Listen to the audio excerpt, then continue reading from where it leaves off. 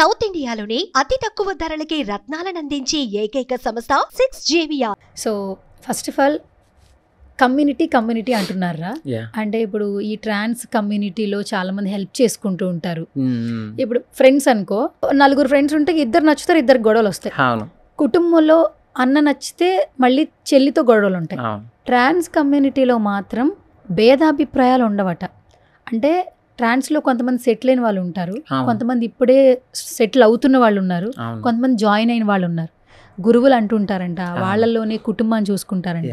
అసలు ఏంటి, what about trans community? నాకు తెలుసుకోవాలని ఉంటుంది ఒక్కొక్కసారి. 100%. ఏంటంటే మేము ఇలా అని తెలిసినప్పుడు జీరో నాలెడ్జ్తో మేము బయటకు వచ్చేస్తాం. ఎందుకంటే సడన్గా ఫ్యామిలీ వాళ్ళు ఒక అబ్బాయి నుంచి ఒక అమ్మాయి స్టేటస్కి వెళ్తామన్నప్పుడు ఏ ఫ్యామిలీ యాక్సెప్ట్ చెయ్యరు.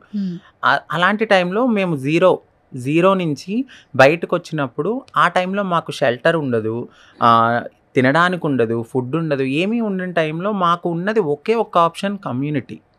సో వాళ్ళ చెట్టు కింద మేము పడుకుని తలదార్చుకునే టైం అని అనమాట మాకు అది. ఎందుకు అని అంటే ఏమీ ఉండదు. ఒక బాధని మేము ఎక్స్ప్రెస్ చేయాలంటే మాలాంటి ఫీలింగ్ ఉన్న వాళ్ళే మమ్మల్ని అర్థం చేసుకుంటారు. సో ఆ టైంలో ఓకే, చన్నీళ్ళకి వేడినీళ్ళు తోడైంది అన్నట్టు మా కమ్యూనిటీ అనేది దగ్గరికి తీసుకుంటారు. అప్పుడు కూడా మమ్మల్ని వెళ్ళిపోయిన వెంటనే ఏమీ మార్చేయరు. అమ్మ మీరు ఎందుకు వచ్చారు, ఎక్కడి నుంచి వచ్చారు, మీ ఏజ్ ఎంత అన్నీ కనుక్కుంటారు. 18 years బిలో ఉంటే ఇది కరెక్ట్ టైం కాదు, ఫ్యామిలీని పిలిచి వాళ్ళకి హ్యాండ్ ఓవర్ చేయడము. ఇఫ్ ఇన్ కేస్ ఫ్యామిలీ కొంతమంది యాక్సెప్ట్ చేయకుండా వదిలేస్తారు, ఆ టైంలో వాళ్ళ దగ్గరే పెట్టుకుని గైడెన్స్ ఇచ్చి 18 దాటిన తర్వాత భిక్షాటనకి పంపిస్తారు. ఎందుకంటే మాకు అదే సోర్స్, అదే ఇన్కమ్. అవి మేము రూపాయి దాచుకుని 2 years or 1.5 year మేము సొసైటీని యాక్సెప్ట్ చేయాలి. ఎందుకంటే ఇలాంటి వాళ్ళు ఏంటి, అక్కడ అదే జరుగుతుంది, బట్ ఇది ఎక్కువ అయిపోతుంది. మమ్మల్ని మేము మార్చుకునే తరుణంలో ఆ టైంలో కొంచెం బియర్డ్, ముస్టాచ్ ఇట్లాంటి అన్నీ ఉంటూ ఉంటాయి. వాటిని మేము రిమూవ్ చేసుకోవడము, ఇలా ప్రతి ఒక్క పనిలో మాకు రూపాయి కావాలి. ఆ టైంలో మేము బయటికి వెళ్ళాలి కదా. సో ఈ సొసైటీ అనేది వెటకారంగా చూడడము, ఏంటి ఇలా ఉన్నారు, మీకు ఎందుకు ఇవ్వాలి, అలాంటి క్వశ్చన్స్ వేసినప్పుడు అవన్నీ మేము తీసుకొని ముందుకెళ్తూ ప్రతి రూపాయి దాస్తే మా కమ్యూనిటీ అనేది మమ్మల్ని ఒక ఆడపిల్లలా చేసి దాని తర్వాత మాకు ఒక లైఫ్ ఇవ్వడానికి వాళ్ళు మీకంటూ ఒక ఐడెంటిటీ రావాలి కాబట్టి మీరు కష్టపడి సంపాదించుకోండి అని చెప్పి ఆ టైం వరకు వాళ్ళు మమ్మల్ని వాళ్ళ దగ్గర ఉంచుకుంటారు. ఆ టైంలో మాకు బాగా సపోర్ట్ ఇస్తారు.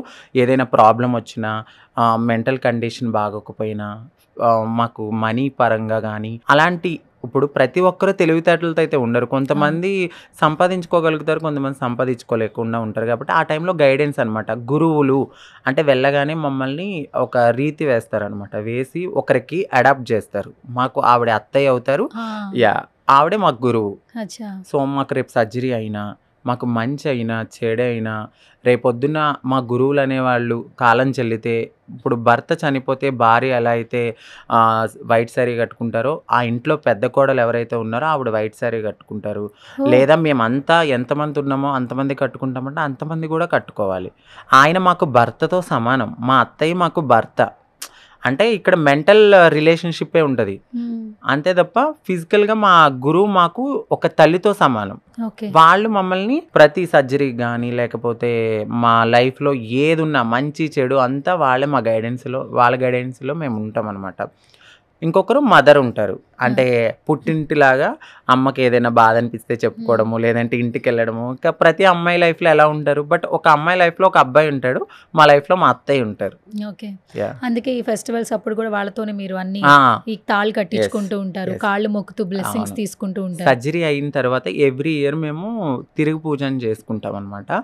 సో ఆ తిరుగు పూజ రోజున మా గురువు గారు మాకు తాళి కడతారు. ఇంకా మిగతా అనేది ఇంకా ఎవరైనా అబ్బాయి నచ్చితే మ్యారేజ్ చేసుకునే వాళ్ళు ఉంటారు. ఇదంతా కామన్, వేరేగా ఉంటుంది ఒక అమ్మాయి లైఫ్లో ఉన్నట్టే. బట్ మా కమ్యూనిటీ ప్రకారం అయితే మాత్రం మా గురువే మాకు భర్తతో సమానం. ఓకే.